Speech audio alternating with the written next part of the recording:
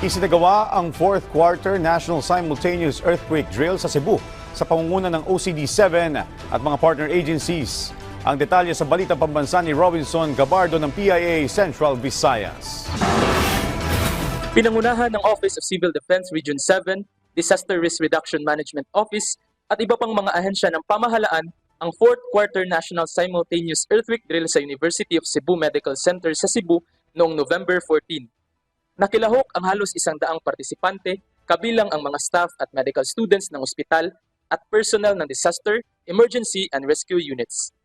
Tiningnan ng mga evaluator ang kahandaan ng UCMed at pagsunod nito sa duck, cover and hold.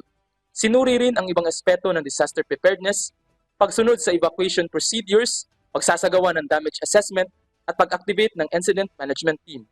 It is very important nga magasalmo ta, magaparticipate ta sa NSED because this is our way to practice and to strengthen preparedness sa public and to promote awareness sa ilaha panahon sa unsay buhaton kung naay earthquake. Masaya ang pamunuan ng UC Medical Center na nabigyan sila ng pagkakataong lumahok at matuto sa naturang aktibidad. We always look forward to these kinds of activities kay it beefs up our own preparations, our own internal preparations for disaster, specifically for earthquake.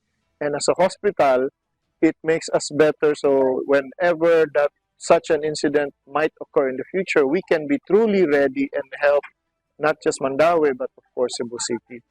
Ang NSED ay quarterly exercise na pinangungunahan ng Office of Civil Defense. Layo nitong palakasin ang kahandaan ng mga LGUs, government agencies, private stakeholders at ng publiko sa panahon ng lindol. Mula sa Philippine Information Agency Central Visayas, Robinson Gabardo, Balitang Pambansa.